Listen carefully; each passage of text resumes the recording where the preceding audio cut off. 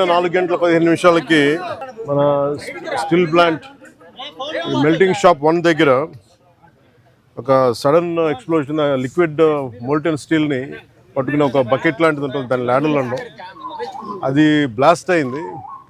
ఆ బ్లాస్ట్ అవడంలో దాదాపు నిన్న మనందరికీ తెలిసింది, దాదాపు 8 మంది చనిపోయారు, ఒక 6 మంది గాయపడ్డారు, తీవ్ర గాయాలని. సో వాళ్ళు 2 క్రిటికల్ కండిషన్లో, 6 మంది ఇంకా మేజర్ క్రిటికల్ కండిషన్లో ఉన్నారు. ఇంకా వాళ్ళు ఎలా ఉంటుందని మనస్ఫూర్తిగా మేము బాగుండాలని ఆకాంక్షిస్తున్నాం. వాళ్ళని కూడా పరామర్శకెళ్తాను. అలాగే ఇంకొక 2 ఇప్పుడే ఇందాక కిమ్స్లో చూసి రావడం జరిగింది. వాళ్ళ ప్రాణాపాయానికి బయటపడ్డారు. ఇప్పుడు ఇందాక లోపలికి పోయి మొత్తం చూస్తూ ఉంటే కార్మికులు కూడా కొంతమంది ఇంటరాక్ట్ అయ్యారు. సో వాళ్ళతో కూడా మాట్లాడుతుంటే ఎలా జరిగింది ఏంటి అంటే, వాళ్ళు అంతకు ముందు రోజు కూడా ఇంకా పక్క దాంట్లో ఇలాంటిది ఏదో జరిగింది, కానీ అది నైట్ టైం ఎవరు లేకపోవడం వల్ల ఒక తెలియలేదని అన్నారు. ఇది బేసిక్, ఇది ఎంత సేఫ్టీ ప్రోటోకాల్స్ ఎంత జరిగినాయి, ఎంత మెయింటైన్ చేస్తారు సేఫ్టీ ప్రోటోకాల్స్. అలాగే మేజర్ కనిపించేది అప్గ్రేడేషన్ ఆఫ్ స్టీల్ ప్లాంట్ మేజర్గా చూస్తుంటే ఇప్పుడు దాకా నేను దారిలో నిన్న నుంచి అడుగుతూ ఉన్నాను, అసలు ఇలాంటి సంఘటన ఎక్కడైనా జరిగిందా, ఇంతకుముందు జరిగిందా అంటే లాస్ట్ 33 years 36 yearsలో ఎక్కడ జరగలేదు ఇలాంటి ఇన్సిడెంట్ అని చెప్తా ఉన్నాను నాకు వచ్చిన ఇన్ఫర్మేషన్.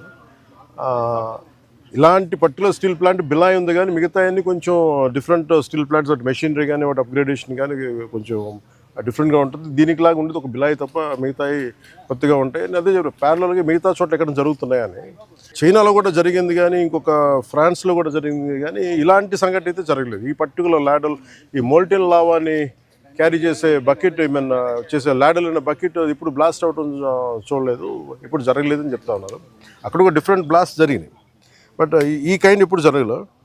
అందుకని ఇప్పుడే బొకారో స్టీల్ ప్లాంట్ నుంచి నాకున్న ఇన్ఫర్మేషన్, ఒక 3 men కమిటీ ఒకళ్ళు వచ్చి ఫామ్ చేస్తే వాళ్ళు ప్రిలిమినరీ ఇన్వెస్టిగేషన్స్ కూడా వస్తారు.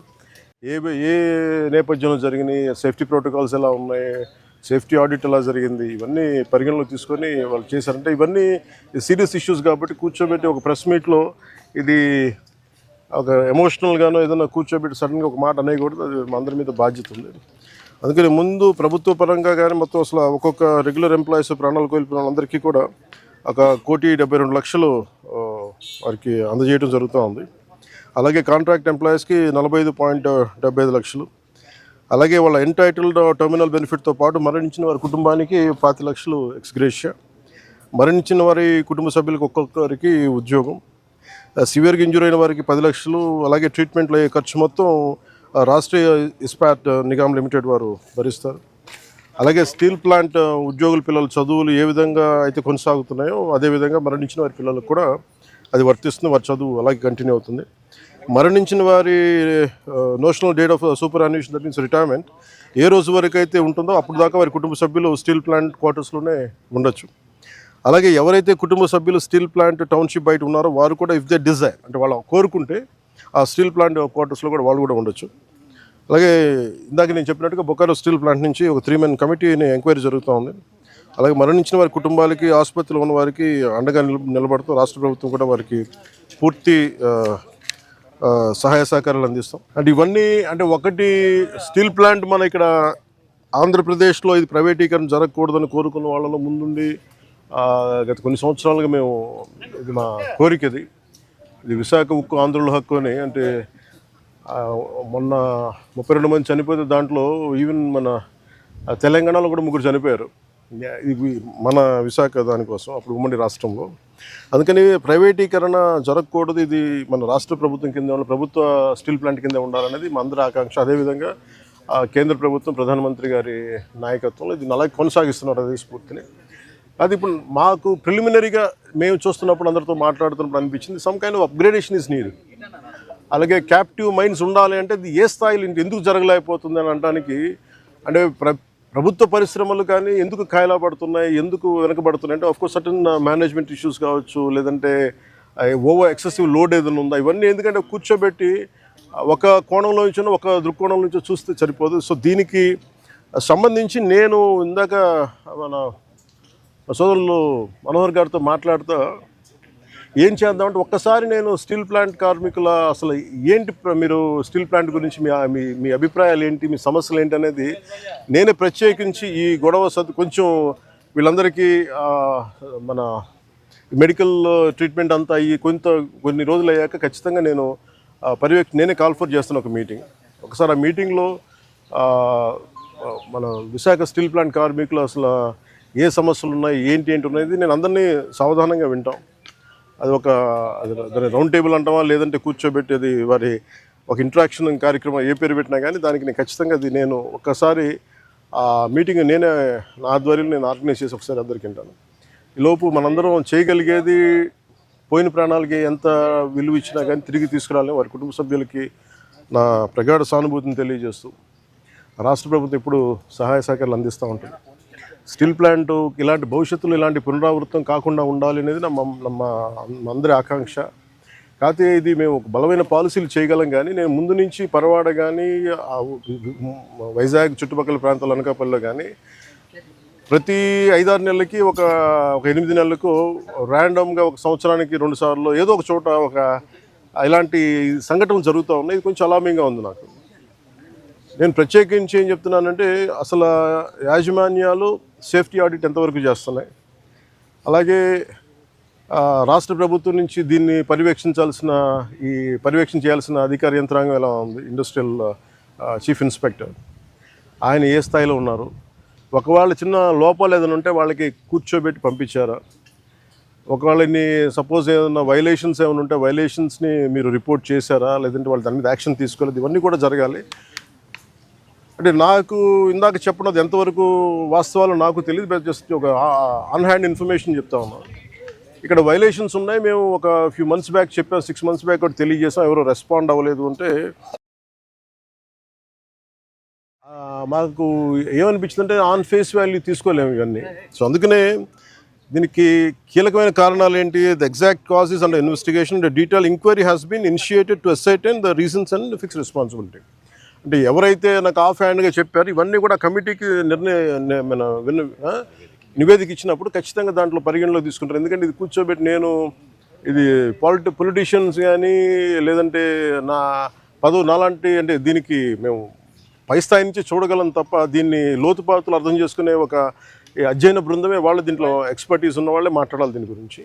కాకపోతే నా ఇంటెన్షన్ ప్రతిసారి ఏంటంటే ప్రతిసారి ఇలాంటి దుర్ఘటన జరిగినప్పుడల్లా మనం బాధపడుతున్నాం, కానీ పునరావృతం కాకుండా ఏమేం చేయగలగాలి, ఎలాంటి చర్యలు తీసుకోవాలి, ఇది మటుకు ఇది నిరంతర పహారా. ఇది అంటే ఇది ఒకసారి నిర్లక్ష్యం కూడా కాకపోవచ్చు, ఒకసారి మెటల్స్ వాటి తీసుకునే వాటి ప్రభావం ఎలా ఉంటుంది, వాటి యాక్షన్ ఎలా ఉంటుంది, వాటి రియాక్షన్ ఎలా ఉంటుంది, always it is certain accidents జరుగుతూ ఉంటాయి. It always surprises. అంటే ఎంతమంది మేధావులు కూర్చున్నా కానీ శాస్త్రవేత్తలు కూర్చున్నా కానీ వాళ్ళు ఎప్పుడు అర్థం చేసుకోవడానికి ఒక కొత్తది సంఘటన జరుగుతూ ఉంటుంది. ఆ కోణంలో కూడా చూడాలి దీన్ని. ముఖ్యంగా కెమికల్ ఇండస్ట్రీస్ కానీ పరవాడలో కానీ ఇవి ఒకటికి యాజమాన్యాలు 10 సార్లు చూసుకోవాలి. అందుకని ఇలాంటి పునరావృతం కాకుండా ఉండాలని మనస్ఫూర్తిగా మేము అందరం కోరుకున్నాం. మరోమారు నేను మీకు మాటిస్తున్నాను, స్టీల్ ప్లాంట్ కార్మికులందరితో కూడా నేను ప్రత్యేకించి కూర్చుంటాను. ఒక అవసరమైతే ఒకే రోజు అందరూ తీసుకోలేను కాబట్టి ఒక కనీసం అటెస్ట్ ఒక 4-5 గంటలు కూర్చుంటాను. ఇంకే నీడెడ్ అవసరం అనుకుంటే ఇంకో రోజు కూడా దీన్ని ఎక్స్టెండ్ చేసుకొని నేను దీని మీద నేను మీ సమస్యను సంపూర్ణంగా అర్థం చేసుకోవడానికి దాన్ని ముందుకు తీసుకెళ్తాను. ముందు ఇదంతా అవనివ్వండి.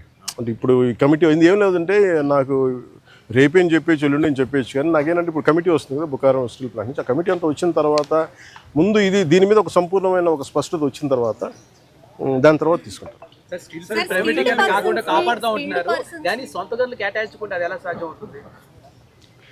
ఇప్పుడు మీరు ప్రశ్న ఇప్పుడు ఏం చేస్తున్నారంటే, నేను లాస్ట్ టైం కూడా ఇక్కడికే వచ్చాను. నేను ఎంటైర్ యూనియన్స్తో మాట్లాడాను. నేను ఆ రోజు అందరినీ చేతులు ఎత్తమని అడిగాను. ఒక్కళ్ళు చేతులు ఎత్తలు. ఆ రోజు ఢిల్లీ తీసుకెళ్తాం రండి క్యాప్టివ్ మైన్స్ గురించి అంటే అందరూ కన్వీనియంట్గా ఆ రోజు ఒక్కళ్ళు చేతులు ఎత్తలు. అంటే మీరు ఇండివిజువల్ పార్టీ పాలిటిక్స్ మీరు కలెక్టివ్గా స్టీల్ ప్లాంట్ మాది అనుకున్న irrespective party verticals or wing verticals పక్కన పెడితే మీరు స్టీల్ ప్లాంట్ కార్మికులు బాగు కోరుకోవాలి, ఇది బాగుండాలి, ఇది విశాఖ ఉక్కు, ఇది ఆంధ్రుల హక్కు అనే మీరు పదాన్ని నిజంగా మీరు ముందుకు తీసుకెళ్ళాలి స్ఫూర్తినంటే నేను ఆ రోజున ఇదే దాంట్లో గత వైసీపీ ప్రభుత్వం ఇది అమ్మేస్తానంటే మేము వచ్చి కూర్చొని కొట్లాడాం దీనికి. అదే దాన్నే నివేదిక రూపంలో నేను మన హోంమంత్రి గారికి తెలియజేశాను. అది మీరు చూస్తే వెంటనే దాన్ని ఆ ప్రైవేటీకరణ కూడా ఆగి ఈరోజు ఇక్కడికి వచ్చింది. ఇది మేమందరం సమిష్టిగా చేసాం, మాట్లాడాం. కాకపోతే ఏమవుతుందంటే దీన్ని క్యాప్టివ్ మైండ్స్ అంటే మరి ఇంతకాలం ప్రాబ్లం ఏమవుతుందంటే సార్, మీరు మాట్లాడుతున్నప్పుడు నన్ను అడగగలరు. అంటే మీరు సమస్యలు మోసేవాడి మీద మీరు ఒక పంచింగ్ బ్యాగ్ లాగా అంటే మీరు అంటున్నారు కానీ జనరల్ నేను జస్ట్ ఒక పర్సెప్షన్ చెప్తా ఉన్నా. ఎవరైతే బాధ్యతలు తీసుకుంటారో వాళ్ళ మీద ఎక్కువ ప్రశ్నలు వస్తాయి తప్ప అడగాల్సింది ఎవరు? ఒక 5 సంవత్సరాల నుంచి వాళ్ళు ఉన్నారు. దానికి ముందు కాంగ్రెస్ ప్రభుత్వం ఉంది, ఆల్మోస్ట్ క్లోజ్ టు 10 years. ఇది అప్పటి నుంచి చేయాల్సింది. ఇవన్నీ వారసత్వపు ఇష్యూస్గా వచ్చినాయి, లెగసీ ఇష్యూస్గా వచ్చేసినాయి. నాకేముంది, నేను ఏ సమస్యల నుంచి మేము పారిపోవడానికి లేము. ఉన్నది వాస్తవాలు చెప్పి అర్థం చేసుకొని దానికి ఒక పరిష్కార మార్గం ఎతకడానికే మేము సంపూర్ణ సర్వప్రయత్నాలు చేస్తాం. మీరేదో అడుగుతున్నారు మేడం? సార్, టెక్నికల్గా ఉన్న వాళ్ళని తగ్గించేసి అడ్మినిస్ట్రేటర్స్తో రన్ చేస్తున్నారు. పని ఒత్తిడి కూడా కార్మికులు, నిర్వహణ లోపం చాలా ఎక్కువగా ఉంది అనేది కూడా లోపల పనిచేసిన కారణం వాళ్ళు అంటున్నారు మేడం. ఇది ఇంత మీరు అడిగిందే నాకు చెప్పారు. కాకపోతే ఇది ఏంటంటే ఇది మనం నేను దీనికి సంబంధించి అనుభవం ఉన్న వ్యక్తిని కాదు నేను. కాకపోతే నేనేం చేయగలను, ఇప్పుడు మీరు అన్నది ఎంతవరకు అనేది నేను పబ్లిక్ తీసుకెళ్ళగలను. లేదంటే రేపు పొద్దున్న విచారణ ఈ కమిటీ ఏదైతే వస్తుందో వాళ్ళకి మేము చెప్పగలం. సో నేను అందుకని అంటాను, వన్స్ వీళ్ళందరూ ఆ కమిటీ తీసుకున్న తర్వాత నేను ఒకసారి కార్మికులతో ఇంటరాక్ట్ అయ్యాను అనుకోండి. ఇప్పుడు ఏమైపోతుంది, ఇప్పుడు మాట్లాడాలంటే అందరూ ఒకేసారి మీద పడిపోతే కాదు. ఇది చాలా ప్రశాంతంగా కూర్చొని చాలా నిబద్ధతతో చేయాల్సిన మీటింగ్. సో అది నిజంగా మీరు చెప్పింది కూడా పరిగణలో తీసుకొని వాటితో మాట్లాడతాం.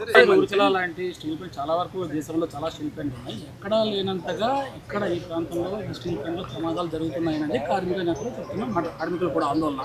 దీన్ని ఎలా చూడొస్తారు మీరు? నేను అనేది స్టీల్ ప్లాంట్ కార్మికులు, మీరు సంఘాలు ఉన్నాయి కదండి, సంఘాలు ఉన్నప్పుడు మీరు కూర్చోబెట్టి వీళ్ళు ఒక్కొక్క ప్రభుత్వం వచ్చినప్పుడు ఒకలా బిహేవ్ చేస్తాయి సంఘాలు.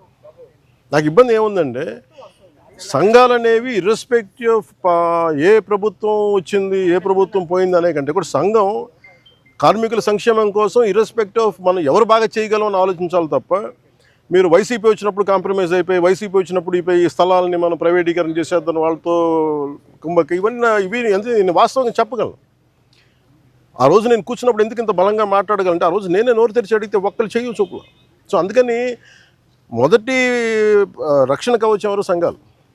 సంఘాలు ఈ పొలిటికలైజేషన్లోనో లేదంటే మన పార్టీ రాజకీయాల్లో పడిపోయి నిజంగా కార్మికుల సంక్షేమం ఎంతవరకు ముందుకు తీసుకెళ్లారు అనేది కూడా నాకు వాళ్ళతో కూర్చొని నేను మాట్లాడతాను సార్. నేను I don't try to shy away or shun away from this.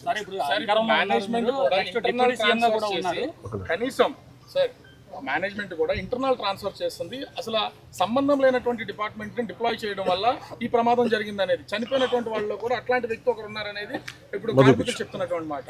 అంటే ఇప్పుడు స్టీల్ ప్లాంట్ యాజమాన్యం కూడా ఈ ఎంప్లాయీస్ విషయంలో కొంత అలసత్వం వహిస్తుంది అనేది ప్రధానమైనటువంటి మాట. దీని మీద అసలు ఏమన్నా మేనేజ్మెంట్ మాట్లాడడం కానీ అంటే ఇవన్నీ సార్, ఇవన్నీ కూర్చోబెట్టి మనం ఇలాంటి సంఘటన జరిగినప్పుడు మాట్లాడతాం. సంఘటన జరిగినప్పుడు అన్నీ బయటకు. నేను ఏమంటానంటే who is the first line of defence ఇక్కడ మీరు చెప్పండి. ఫస్ట్ లైన్ ఆఫ్ డిఫెన్స్ ఎవరు? కార్మిక సంఘాలు, యూనియన్స్. వాళ్ళ పనులు సరిగ్గా చేస్తున్నాయనేది ఇవన్నీ వాళ్ళు మాట్లాడాల్సింది. వాళ్ళు ఆ రోజు నేను వచ్చి కూర్చున్నప్పుడు ఒక్కడు నేను ఇదే చెప్పాను, మాకు ఇన్ని సమస్యలు ఉన్నాయి. ఓకే, మన అందరం కింద పడతాం, మీద పెడతాం, వెళ్తాం, 10 సార్లు ఒక నెగోసియేషన్ జరుగుతాయి.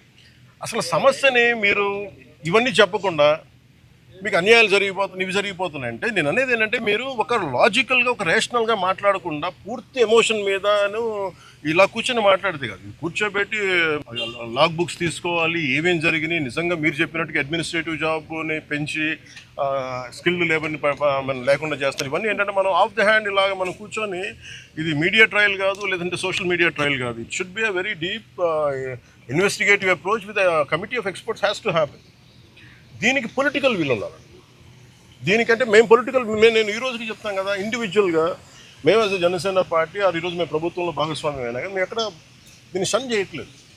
More than willing to understand. More than మేము పదే చెప్పాం కేంద్ర ప్రభుత్వానికి, ఏది అధికారంలో లేనప్పుడు చెప్పాం, ఇది మీరు దయచేసి దీన్ని, ఇది ఒక హార్డ్ కోర్ మేము త్యాగాలతో వచ్చింది, ఇది మీరు దయచేసి దీన్ని చూడండి అంటే మేము దాన్ని స్ఫూర్తిని వాళ్ళు గౌరవించారు. ఈరోజు ఉంది అంటే ప్రైవేటీకరణ కాకుండా ఉండాలంటే. కాకపోతే దీన్ని కాపాడుకోవాల్సింది కూడా ఒక నిజంగా అన్డ్యూ డిమాండ్స్ ఏమైనా ఉన్నాయా, జెన్యున్ డిమాండ్స్ ఉన్నాయా, ఇవన్నీ కూడా చాలా నిబద్ధతతో కూర్చొని చేయాలి సార్. చాలా కన్సల్టేషన్స్, చాలా డెలిబరేషన్ జరగాల్సిందే. అందుకని నాకు స్టీల్ ప్లాంటు చాలా అద్భుతంగా ఉండాలి, ఇలాంటి ప్రమాదాలు జరగకూడదు అనేది మా అందరి ఆకాంక్ష. Thank you.